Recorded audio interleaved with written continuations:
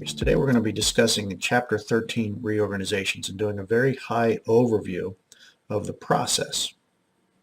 Remember, the purpose of these videos is just to give you a basic understanding of the topic that we're discussing and not to replace your reading assignment or your review of the full PowerPoint. In order to gain a full understanding of this topic, you'll need to continue with your studies as per normal. First thing I want to do is remind you that all the major goals of bankruptcy law remain the same regardless of which chapter we're operating in. And we need to keep creditors' rights and a fresh start for debtor in balance. You'll also remember that we talked about the fact that Chapter 7 liquidations on balance are slightly more favorable for the debtor because all of the debtor's debts are wiped out at the end of the process when they receive a discharge. So the fresh start for the debtor in a Chapter 7 looks dramatically different than it does in a Chapter 13 reorganization. Chapter 13, you'll remember, is on balance slightly more favorable for the creditors. The major difference in determining whether or not a client, a debtor, files Chapter 7 or Chapter 13 is our means test. You'll remember that the means test, which is something we're going to do prior to the petition date, determines whether or not the debtor has the means to pay back some or all of their debts. And basically says if a client has the means, has the money to pay back their creditors, they should. Next, let's take a look at our bankruptcy timeline. Once again, you'll notice that the majority of the timeline is exactly like the timeline for a Chapter 7 bankruptcy. The major difference between Chapter 7 and Chapter 13 is that in a Chapter 13, during this post-petition phase, there is no auction of non-exempt assets. The debtor, in essence, has a chance to keep all of their property. The difference is in the post-petition phase, a Chapter 13 debtor is going to develop and execute a plan of reorganization, essentially reorganizing their debts to meet their current economic realities. And then they are going to pay back their creditors, some or all or whatever they're owed, over a period of 3 to 5 years. So that brings us to our first major advantage for Chapter 13 over Chapter 7 with regard to the debtor. And that is the ability of the debtor to keep their assets. If they have only consumer debt, they're going to be able to keep both their exempt and their non-exempt property, as long as they can pay back some or all of the debt over the course of that next 3 to 5 years. It allows them a way to catch up on their debts. And that brings us to our second major difference between Chapter 7 and Chapter 13. During our drafting process, pre-petition, one of the documents we're going to draft is a plan of reorganization.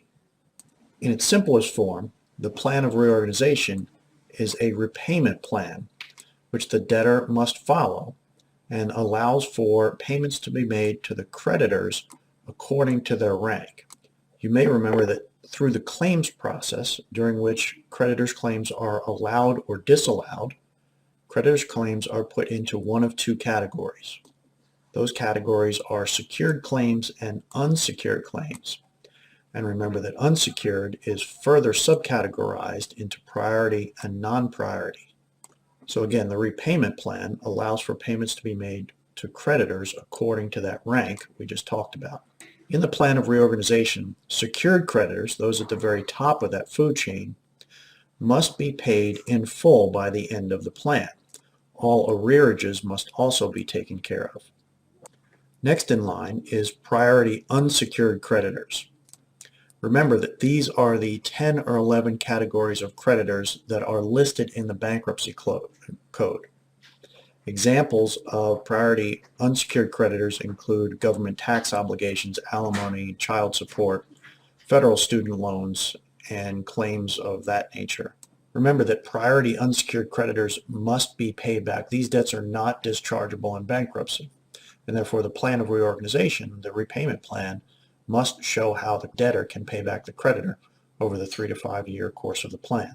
Lowest on the totem pole are the non-priority or general unsecured creditors. Examples of unsecured creditors are going to include credit card companies, hospital bills, non-federal or non-secured student loans, and debts of that nature.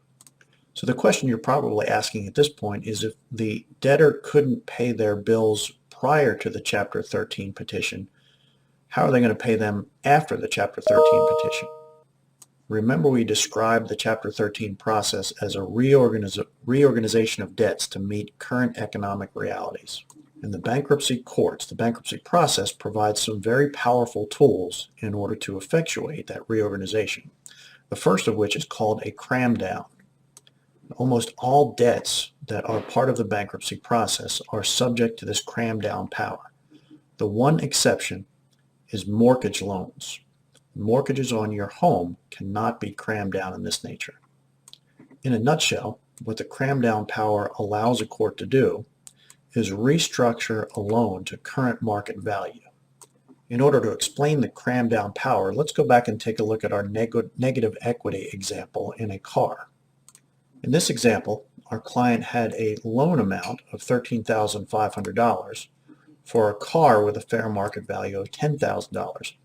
Meaning they had $3,500 in negative equity. Remember, this is called being upside down on your loan. The cram down power allows two important things to happen.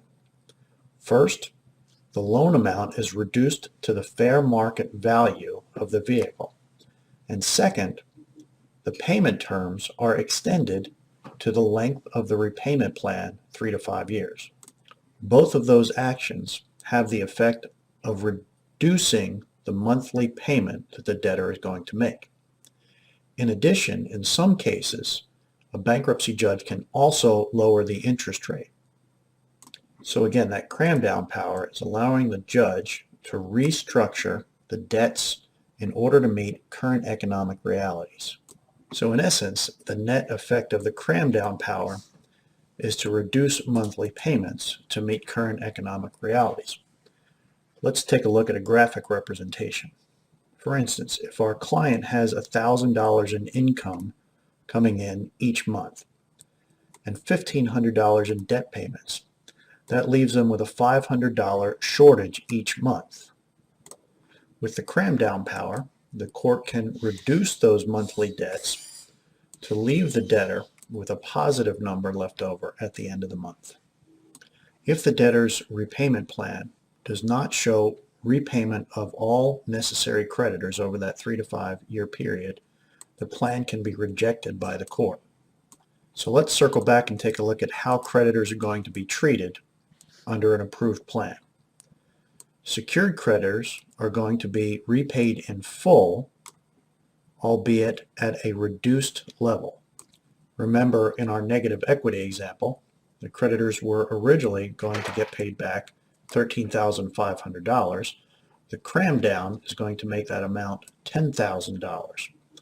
So in this example, paid in full means that the secured creditor gets $10,000. Remember, priority unsecured creditors must be paid back. These debts are not dischargeable and not reducible. They cannot be crammed down.